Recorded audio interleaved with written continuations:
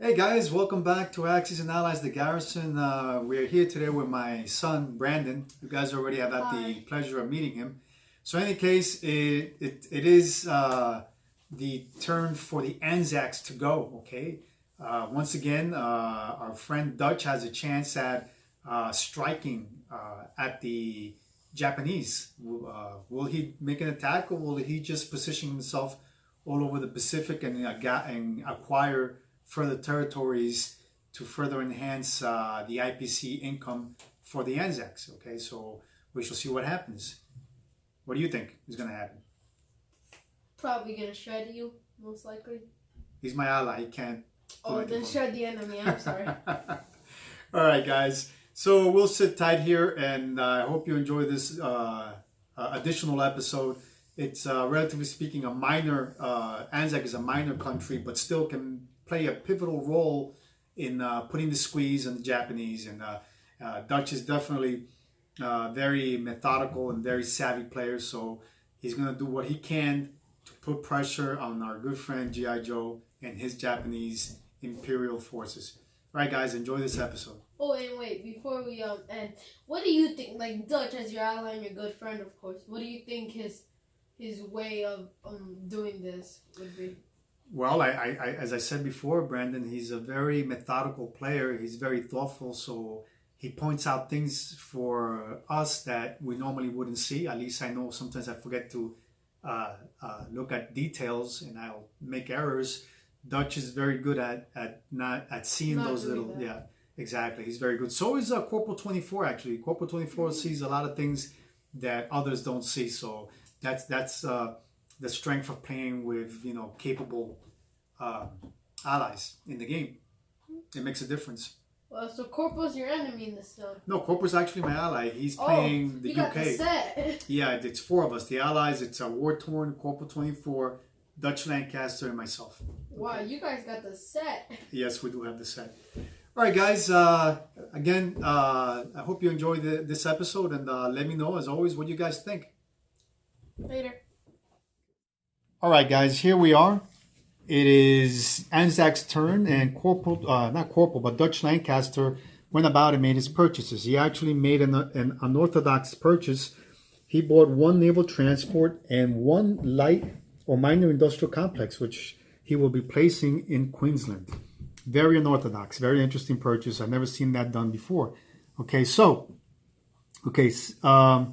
the he's not performing any combat movements. Okay, so what he's going to do is going to go ahead and make going to go straight into non-combat movements. He's going to be picking up one infantry and one artillery from Queensland, and he's going to be sailing into 2 and 3 into Java, and will be landing in Java. So that's an additional 4 IPCs for the Anzacs. All right, which means then that Dutch will be acquiring 24 IPCs, right? So actually, he goes from 10 to 14 IPCs, but he's got 2 NOs, national objectives, which means then that he'll be collecting 24 IPCs plus 1 that he was carrying over from his previous round, so that he should have a total of 25 IPCs, if I'm not mistaken. Yes, it'll be 25. All right, guys, that's it for the Anzacs. So let's go on to the French. The French, interestingly enough, even though they can't make any purchases, they can actually make one combat move, and that is the following. Okay, the French destroyer in Sea Zone 76 will move north 2 sea zones into Sea Zone 98, and will be attacking the Italian destroyer and submarine in that sea zone. The French fleet at Sea Zone 92, which is composed of 1 cruiser and 1 destroyer, will set sail also at a count of 3, and will link up with its French counterpart and attack the Italian fleet. So that's going to be 2 destroyers, 1 French cruiser attacking 1 Italian cruiser and an Italian submarine. Okay, all right.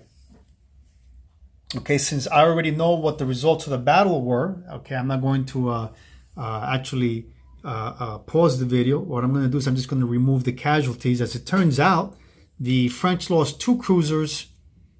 I'm sorry, 2 destroyers. The Italians lost their cruiser and defending submarine. I would have thought that the French would have done a lot better in this battle, which kind of surprised me. I thought that you would have at least maybe a destroyer and a cruiser, a French destroyer and a French cruiser in Sea Zone 98 surviving, but that obviously didn't happen. Okay, Lady Luck, I guess in a way, smiled at the Italians. Okay, they did get their fleet destroyed, but at least they went down fighting. All right, so non-combat movements. What do we have? The French are moving into French Central Equatorial Africa. Okay, the one from French Central Africa. And the one French infantry division in Syria is moving into Iraq. Okay? All right, and since the French are occupied, they don't get to collect any income, and that'll be the end of the French turn, which means then that round 2 is officially over. Okay, round 2 is official. Oh, I'm forgetting something. I forgot to make the placement units for the Anzacs, which means that the Anzacs will be placing their minor industrial complex in Queensland and their naval transport off the coast of Sydney in Sea Zone 62, which means then that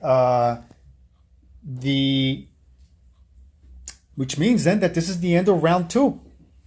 Round 2 is over. We're moving on to round 3. So let's move my round marker to number 3. All right, we have a little German infantry unit there depicting that. Okay, so it's the beginning of round 3. It is Germany's turn. It is Sired Blood that gets to go in this beginning of the new round number 3. I hope you guys enjoyed this episode as always. All right, this is the current situation, ground situation in Western Europe, on the Eastern Front as well. And the big question mark that we all have, what is Sired Blood as the German High Command, actually? What is he going to do with that fleet? It's the stuff that we've been talking about amongst ourselves in this YouTube game. All right, guys, as always, thanks for viewing this episode, and hope you get to see the next one. All right, so let us know what you think, and as always, don't forget to hunker down and play, guys. Enjoy.